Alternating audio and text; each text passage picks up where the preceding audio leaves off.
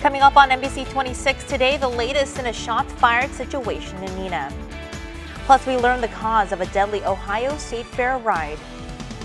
And the life-saving drug that's making the difference in one woman's battle against sarcoma. All right, I don't know what you thought of that weekend. I wouldn't call it perfect by any means, but today should be better. But not perfect. I'll get to that in a little bit. 56 right now in Green Bay. Look at that dew point, 55. So it's going to be a comfortable day today. It's not going to get that warm.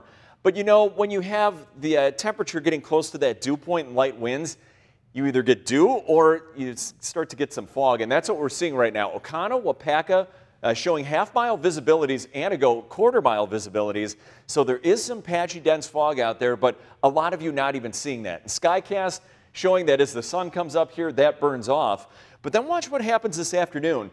A weak disturbance rolling on through, and with it, it could touch off a couple stray isolated showers, but most of your day should be all right. Then you go into tonight, get rid of the daytime heating. Any of that shower activity goes away. Now, current temperatures are a little cool in spots like Antigo. You're at 44 degrees. Mountain 46, but the rest of us, this isn't that bad. 57 Appleton, 58 in Oshkosh. Today, as we warm things up, if you live right by the lake, a weak lake breeze kicking in, so just cooling it down a smidge there. Otherwise, today, you can see by noon, 71 degrees, those clouds just kind of on and off. And by the evening hours, maybe a stray shower popping up out there, otherwise going up to 77 degrees. Regina, I'm going to let you know when more of us going to see more rain. I know it's in the forecast. We'll talk about that coming up. All right, thanks, Fish. It's continuing coverage now when an incident at a store in Neenah ends with shots fired. Our Emily Byer joins us live in the newsroom now with more. Emily? Regina, it happened in the Shopko store parking lot in the 600 block of South Green Bay Road in Neenah. The Neenah police were called to reports of multiple shots fired around 6 o'clock last night. Police say shots were exchanged between at least 2 vehicles that fled the scene. It's unknown if anyone in the fleeing vehicles was injured, but no injuries were reported on scene. The Neenah police are investigating the incident. If you have any information, you're asked to contact police. Regina? Thanks, Emily. It's been 5 years since a deadly Sikh temple shooting in Wisconsin. This weekend, the community gathered at the temple to remember those victims. On August 5th, 2012, a gunman killed 6 worshipers, including the temple's president and founder. This weekend, a video message was played at the temple from House Speaker Paul Ryan. And among those who spoke were the Congresswoman Gwen Moore, former Police Lieutenant Brian Murphy, and family of the victims. August 5th was something that could have been avoided. It was someone's ideology, someone's hate for something they didn't know that drove them to steal the 6 lives of the people who were doing nothing more than coming in to pray that day. Organizers also raise money to increase awareness about their religion and to preach equality and togetherness. The money is also used to put on the memorial for the following year. Authorities say the gunman behind the attack, Wade Michael Page, was a known white supremacist. He died shortly after the shootout due to a self-inflicted gunshot. Federal leaders are investigating an explosion at a Muslim community center in Minnesota. It happened just after 5 a.m. Saturday morning at the Al Farouk Youth and Family Center in Bloomington. The center's executive director says someone threw a firebomb inside the building as people were preparing for morning prayer.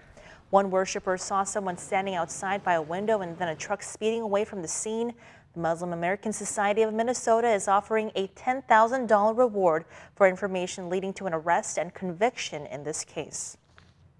Excessive corrosion is behind last month's fatal ride malfunction at the Ohio State Fair. The ride's manufacturer, KMG, announced investigation results over the weekend, nearly 2 weeks after the accident. They said deterioration on a gondola caused the nearly 2-decade-old Fireball ride to fail, detach, and send several passengers airborne. One rider, 18-year-old Tyler Gerald, was killed. 7 others were injured. Officials said the Fireball ride was inspected hours before the malfunction.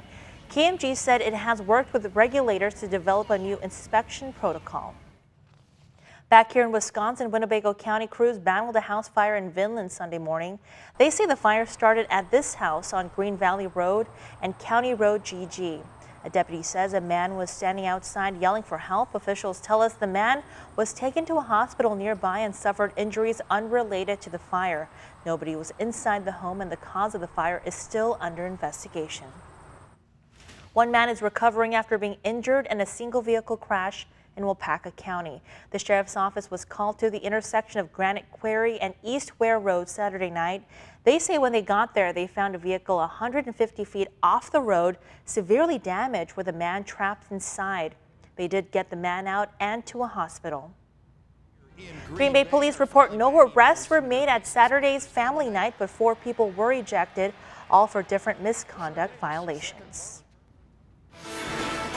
All right, outside it's a quiet morning, but in some spots where we have the dew point at the temperature and light winds, we're seeing some patchy dense fog. Look at Anago's visibility, about a quarter mile there at the sensor. You got Ocano, half-mile visibility, same with Waupaca.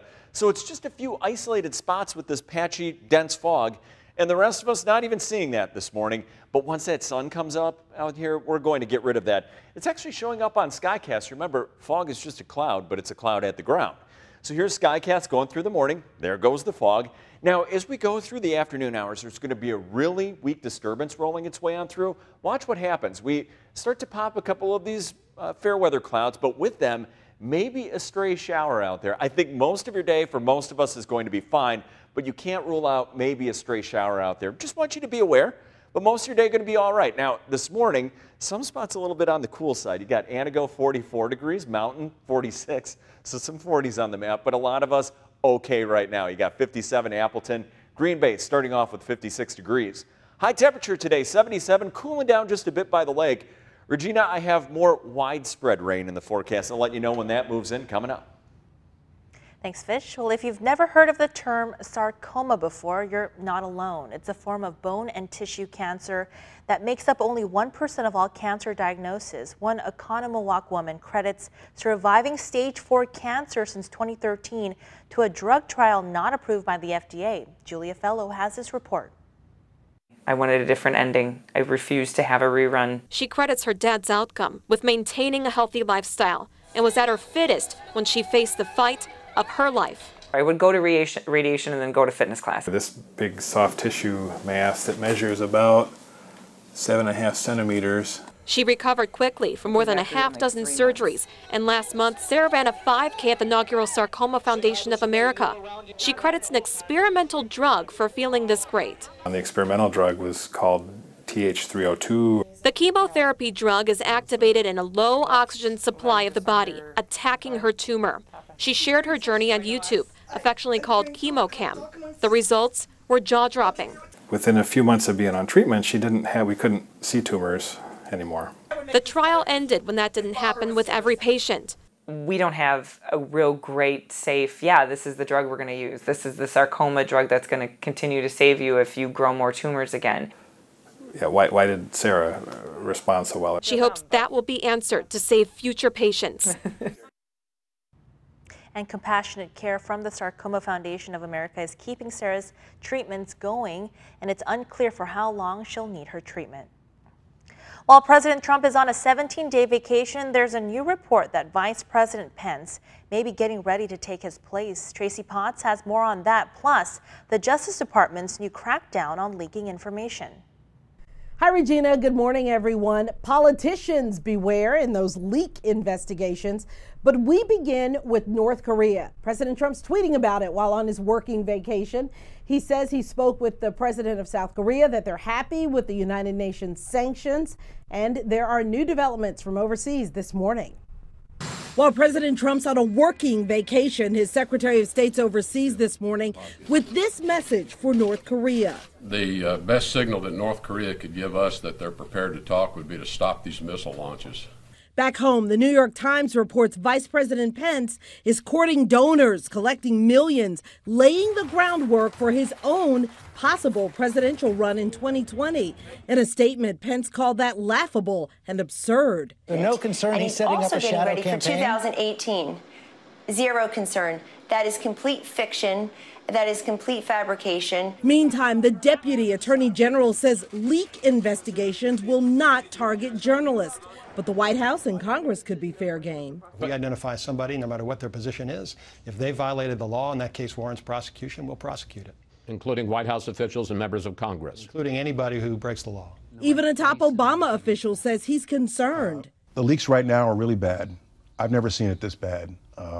There should be a concerted effort to identify and go after leakers. The Justice Department has promised to triple investigations into government leaks. Speaking of leaks, there are multiple reports that the special counsel in the Russia investigation has now, for the first time, asked for documents from the White House on former National Security Advisor Michael Flynn. Keeping you connected on NBC 26, I'm Tracy Potts.